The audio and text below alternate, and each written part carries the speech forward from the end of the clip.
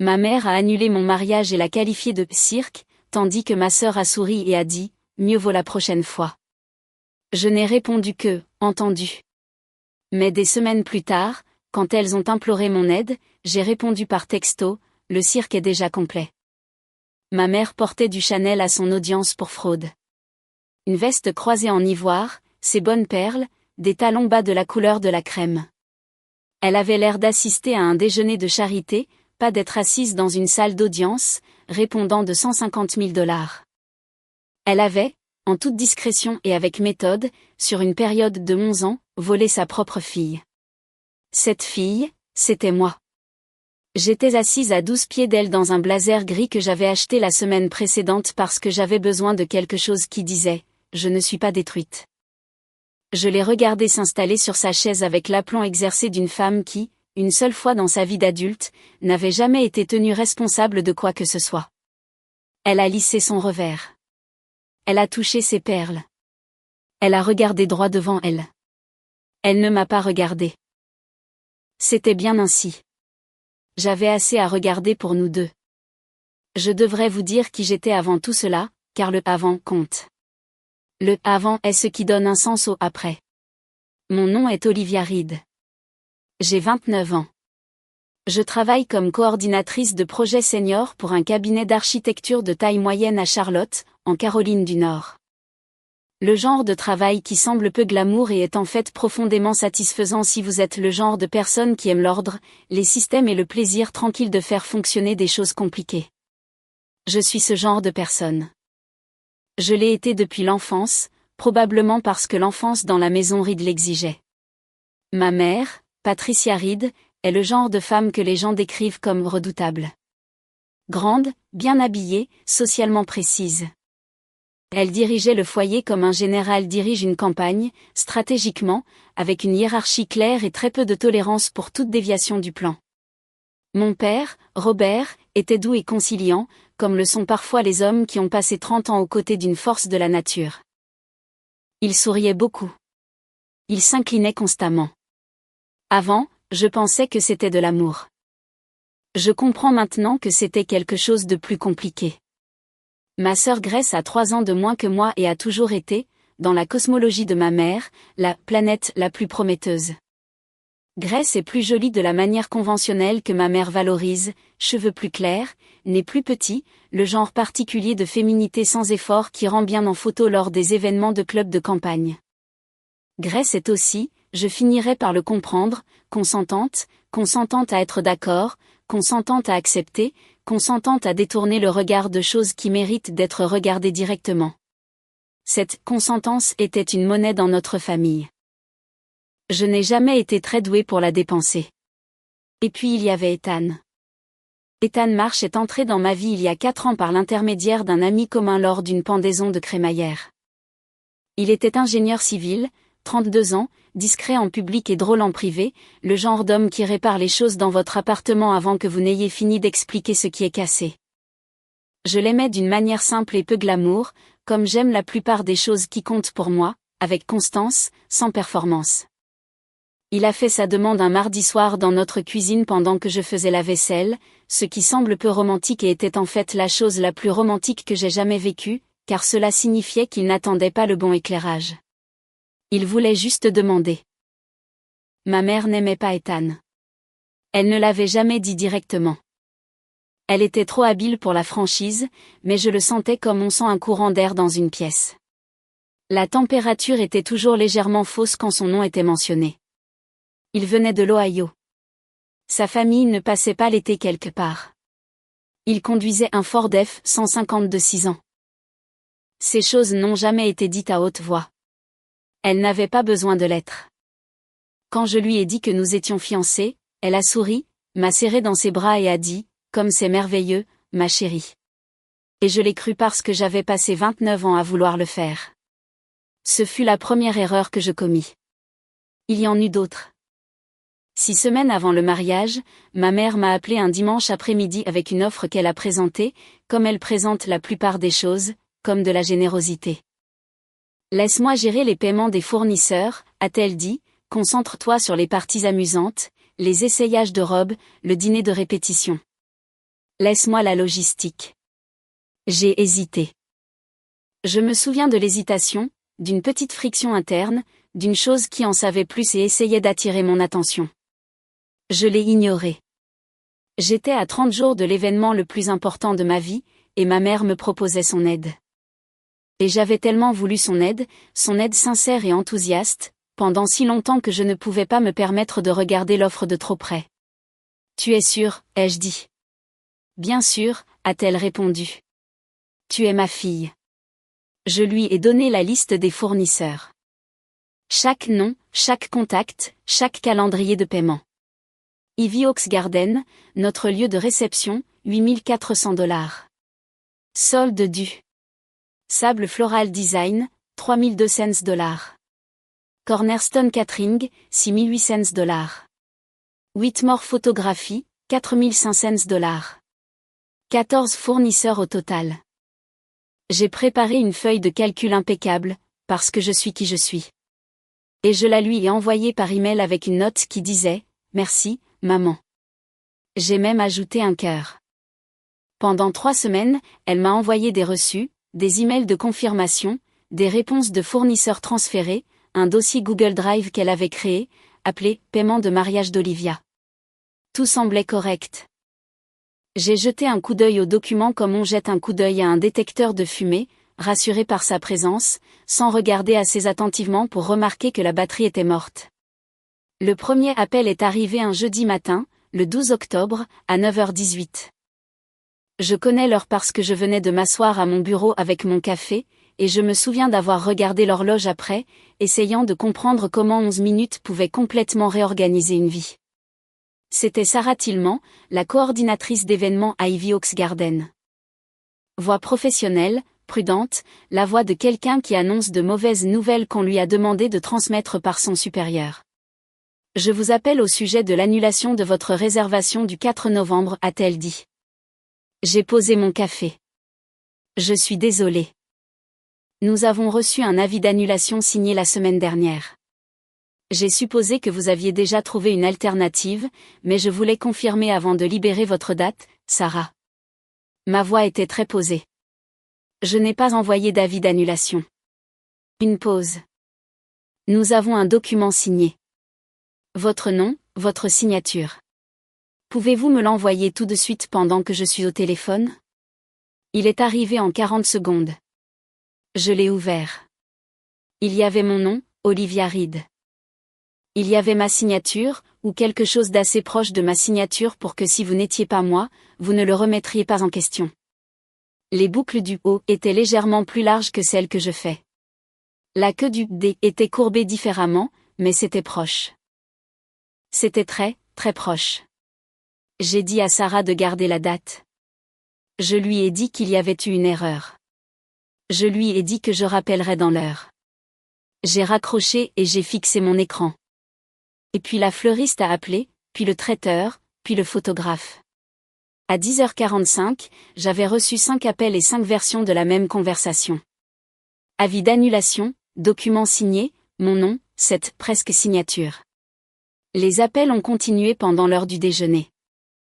Le designer de gâteaux, l'équipe de coiffure et maquillage, le quatuor à cordes, 7 fournisseurs, puis 9, puis 11, chacun d'entre eux. Quelqu'un avait contacté chaque fournisseur de ma feuille de calcul, la feuille de calcul que j'avais donnée uniquement à ma mère, et avait annulé mon mariage sur papier en mon nom. Je me suis assise dans une cabine de toilette à mon bureau pendant 6 minutes et j'ai respiré, sans pleurer, quelque chose de plus froid que des pleurs.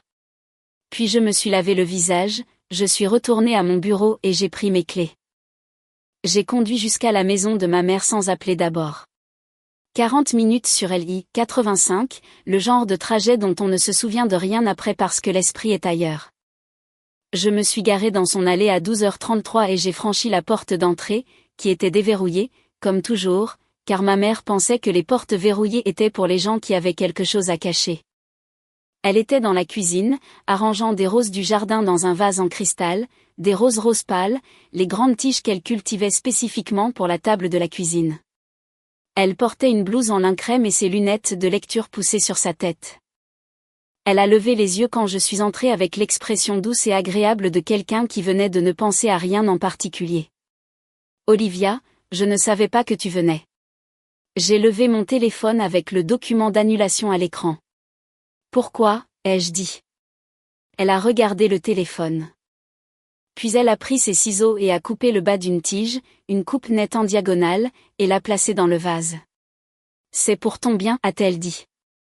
Ethan n'est pas fait pour toi. Tu le comprendras un jour. Un jour, tu me remercieras. Ma sœur Grace s'est matérialisée dans l'embrasure de la porte du salon. Je dis matérialisée parce qu'elle avait la qualité spécifique à ce moment-là de quelqu'un qui avait attendu. Les bras croisés, l'épaule contre le cadre, le sourire lent de quelqu'un qui connaissait déjà la fin de la scène. Nous te protégeons, a dit Grace. 2 d'entre elles, un seul script. J'ai regardé ma mère. J'ai regardé Grace. J'ai regardé les roses dans le vase, pâles et parfaites et complètement immobiles. Je suis partie sans un mot. Dans la voiture, je suis restée longtemps, les 2 mains sur le volant. Ce que je ressentais n'était pas de la peine. Pas encore. C'était quelque chose de plus précis. La sensation spécifique d'une question que vous avez eu trop peur de poser toute votre vie et qui devient soudain inévitable. Je suis rentrée chez moi. J'ai ouvert mon ordinateur portable. Les reçus que ma mère m'avait envoyés au cours des 3 dernières semaines se trouvaient dans un dossier sur mon bureau. Je les ai ouverts un par un. Elle avait été méticuleuse. Les montants correspondaient, les noms des fournisseurs correspondaient, les dates étaient plausibles. Rien, à première vue, ne semblait faux. J'ai regardé les numéros de compte. Je les ai regardés longtemps parce que quelque chose à leur sujet m'était familier d'une manière que je ne pouvais pas situer immédiatement. Pas les chiffres spécifiques, juste leur forme, le format. Un numéro de compte que j'avais déjà vu quelque part dans un contexte différent. Je suis allée à mon classeur, celui de mon placard de bureau à domicile que j'avais transporté à travers 3 appartements et que je n'avais jamais complètement parcouru parce qu'il contenait le résidu de papier accumulé de l'enfance, vieux bulletins scolaires, cartes d'anniversaire. Mes lettres d'acceptation à l'université, des choses que ma mère m'avait pressé de garder au fil des ans avec l'instruction de garder ça. Tu pourrais en avoir besoin un jour. J'ai trouvé le dossier près du fond du tiroir du bas, à l'intérieur d'une enveloppe craft avec mon nom complet écrit dessus de la main de ma mère. Olivia Catherine Reed, disait l'onglet, compte de garde, fonds d'université. Mes parents avaient mentionné ce compte 2 fois dans ma vie, brièvement, dans le contexte de « Nous avons mis de l'argent de côté quand tu étais petite. Ça a servi à tes frais d'université. » Je n'avais jamais remis cela en question. J'avais payé la majeure partie de mes études grâce à des bourses et à mon propre travail à temps partiel, et j'avais supposé que le fonds avait été petit et avait comblé le vide. Je n'avais jamais demandé de chiffres. Il ne m'était jamais venu à l'esprit de demander. J'ai ouvert l'enveloppe. À l'intérieur se trouvaient des relevés, d'anciens de plusieurs années, 2009, 2011, 2013. J'ai regardé le numéro de compte sur le relevé le plus ancien. Puis j'ai regardé le numéro de compte sur le reçu du fournisseur de ma mère. Il correspondait. Je suis restée un instant avec ça. Ma poitrine a fait quelque chose de compliqué, une lente sensation de chute, comme un ascenseur qui lâche son câble. Ma mère n'avait pas payé les fournisseurs de son propre compte. Elle avait payé du mien, d'un compte de garde à mon nom auquel je n'avais jamais eu accès et dont on m'avait dit toute ma vie d'adulte qu'il était dépensé. Sauf que les relevés que je tenais suggéraient qu'il n'avait pas été dépensé pour l'université. Mes mains étaient très immobiles. J'en étais consciente, de leur immobilité, parce que l'immobilité à ce moment-là coûtait quelque chose. J'ai pris mon téléphone et j'ai composé un numéro que j'avais dans mes contacts sous un nom que je n'avais pas appelé depuis presque 2 ans. Madame Carter, l'avocate Margaret Carter, avait été l'avocate successorale de mon grand-père pendant 23 ans. Elle avait 71 ans, semi-retraitée, avec la manière nette et peu sentimentale de quelqu'un qui avait vu trop de laideur familiale pour en être surprise. Elle avait géré le testament de mon grand-père à sa mort il y a 8 ans. J'avais son numéro parce qu'elle m'avait envoyé une carte à son décès et avait écrit « Appelez-moi si vous avez besoin de quoi que ce soit en bas », et je l'avais mise dans mon téléphone en pensant que je ne le ferais jamais.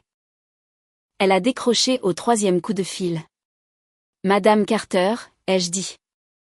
C'est Olivia Reed, la petite fille de Thomas Reed. Un battement. Olivia, oui, bien sûr. Je crois qu'il y a un problème avec un compte que mes parents ont géré pour moi. J'ai trouvé des documents et je ne peux pas, je me suis arrêtée, j'ai cherché mes mots. J'ai besoin de quelqu'un pour m'aider à comprendre ce que je regarde. Elle est restée silencieuse un instant. Un genre de silence spécifique, pas de l'hésitation, mais plutôt de la reconnaissance. Pouvez-vous venir à mon bureau ce soir, a-t-elle dit. À 7 heures. Le bureau de Margaret Carter était situé dans un petit bâtiment en briques près du palais de justice. Le genre de bureau qui est resté le même pendant 30 ans et qui en est meilleur. Bois sombre, dossier du sol au plafond, un bureau couvert du chaos organisé de quelqu'un qui sait où tout se trouve. Elle était déjà à son bureau quand je suis arrivée à 18h58, le dossier du compte de garde sous le bras. Elle a regardé le dossier quand je l'ai posé sur son bureau. Son expression n'a pas changé, mais elle est devenue très immobile, comme le font les personnes expérimentées lorsqu'elles reconnaissent quelque chose de grave. Elle a glissé un dossier Kraft vers moi.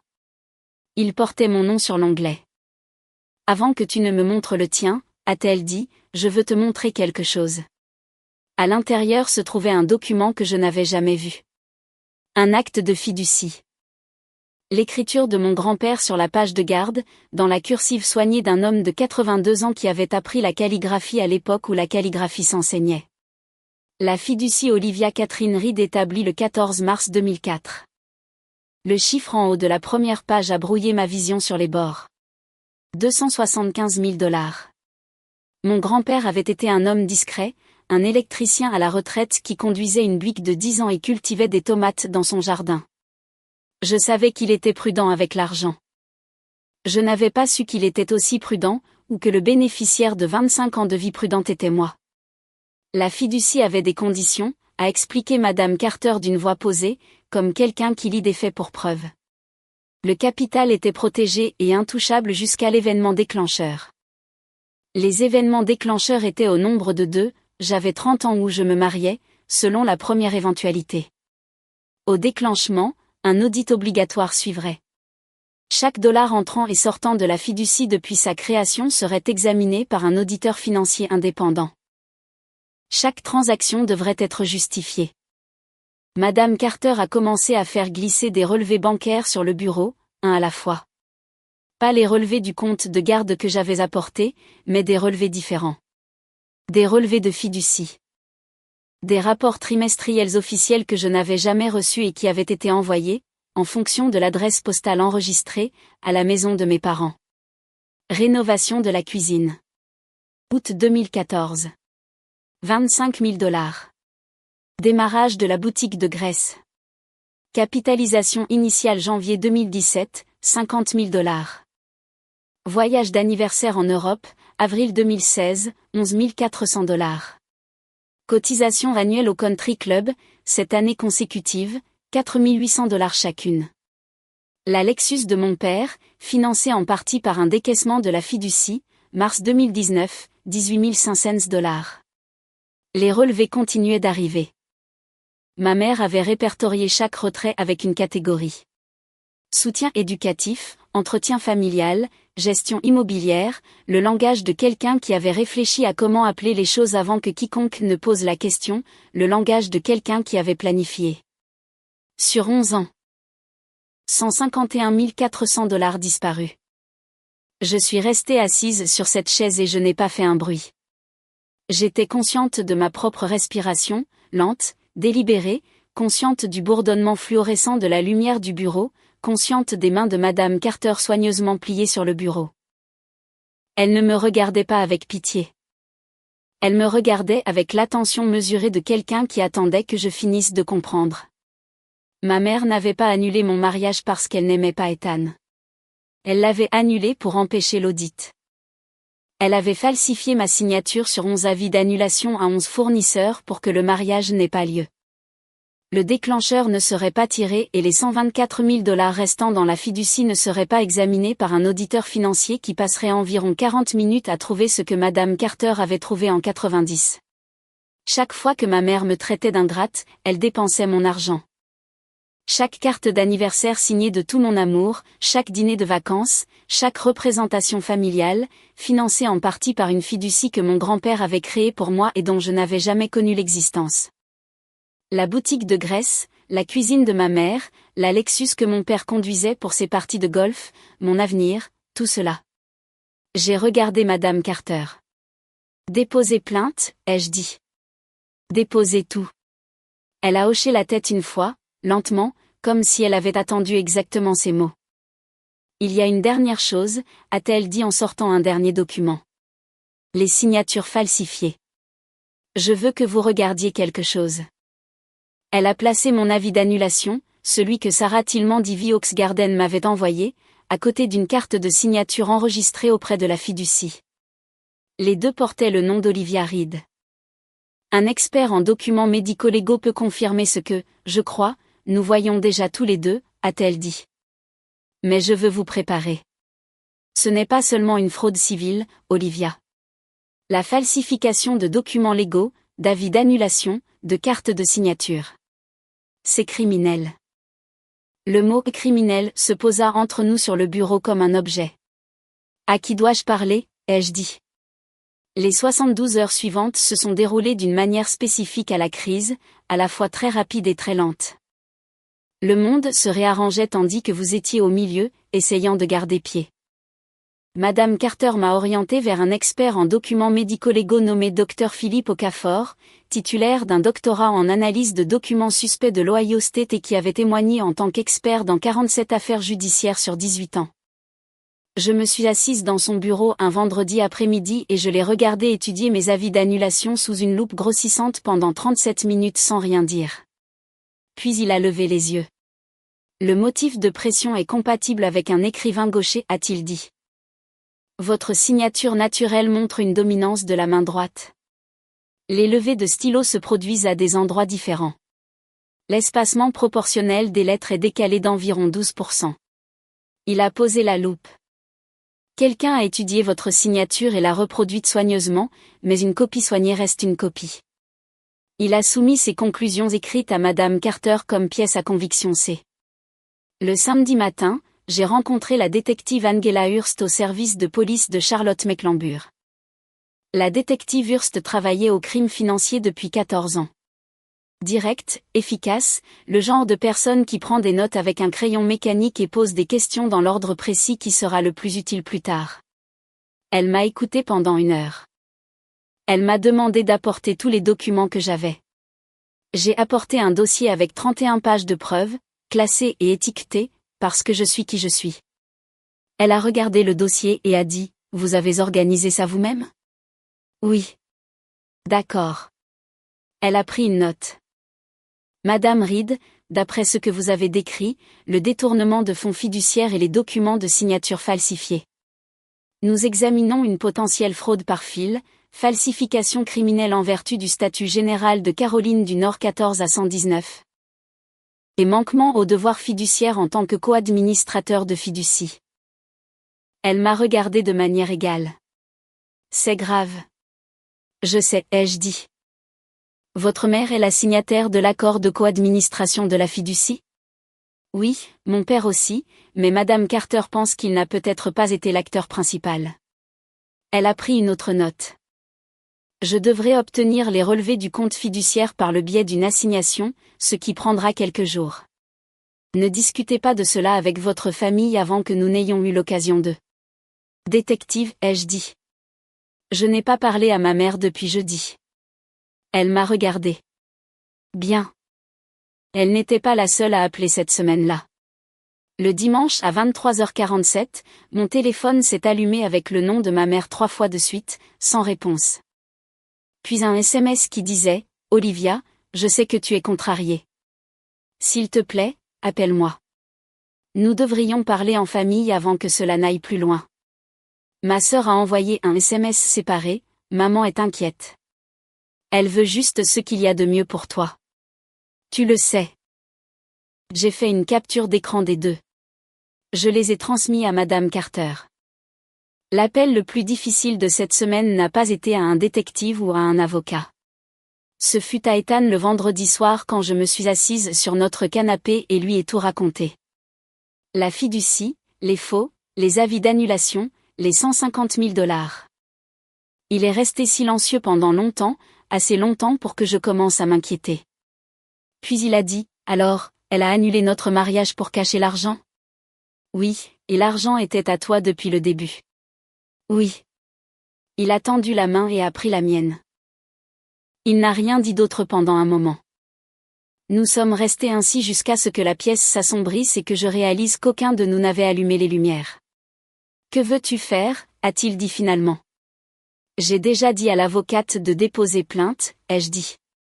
Il a hoché la tête. Alors, nous réservons un nouveau lieu. Il l'a dit si simplement, comme si c'était évident, comme si la réponse à quelqu'un qui vous volait votre mariage était juste d'en avoir un autre. Je l'aime comme j'aime la plupart des choses qui comptent, avec constance, sans performance. Mais cette nuit-là, je l'ai ressenti avec une acuité pour laquelle je n'ai pas les mots justes. L'audience était prévue un jeudi matin de décembre, 49 jours après le premier appel d'Ivy Oxgarden, 49 jours qui avaient contenu plus de vérité que les 29 années précédentes. Maître Carter avait déposé une plainte pour fraude civile réclamant l'intégralité du détournement de fiducie plus les dommages et intérêts. L'enquête de la détective Hurst sur les crimes financiers avait abouti à des accusations criminelles distinctes. Manquement criminel aux devoirs fiduciaires et 2 chefs de falsification déposés par le bureau du procureur. Les procédures étaient coordonnées.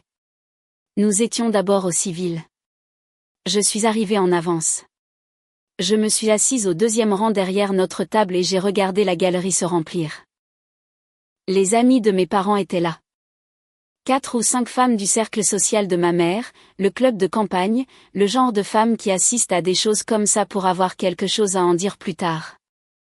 Ma tante Patricia, la sœur de mon père, était au dernier rang, les mains jointes sur ses genoux, l'air de savoir que quelque chose n'allait pas depuis longtemps. Mon père est entré le premier, les épaules voûtées, marchant comme un homme essayant de se faire le plus petit possible. Il s'est assis à la table des défendeurs sans regarder dans ma direction. Puis ma mère, veste Chanel, ivoire, ses bonnes perles, des talons bas de la couleur de la crème. Elle s'est assise avec la composture soignée d'une femme qui a décidé que la meilleure défense d'une personne ayant fait quelque chose d'indéfendable est de donner l'impression qu'elle ne l'a pas fait. Elle a touché ses perles. Elle a arrangé ses mains. Elle a regardé droit devant elle. Elle ne m'a pas regardé. Madame Carter a commencé en projetant le document de fiducie sur l'écran de la salle d'audience. Puis elle a projeté les relevés bancaires, une diapositive par transaction, construisant l'architecture de ce qui s'était passé année par année, dollar par dollar. Avec la patience méthodique de quelqu'un qui comprend que la chose la plus dévastatrice que l'on puisse faire avec la vérité est simplement de la montrer complètement. Les halètements de la galerie étaient silencieux. Le genre de silence qui vient de personnes qui ont assisté à suffisamment de déjeuner avec Patricia Reed pour avoir des sentiments forts sur la personne qu'elle se présentait être. Grace avait le visage dans les mains à la 3e diapositive. Mon père avait pris la couleur gris spécifique d'un homme qui avait laissé les choses se produire et qui comprenait maintenant ce que cela signifiait.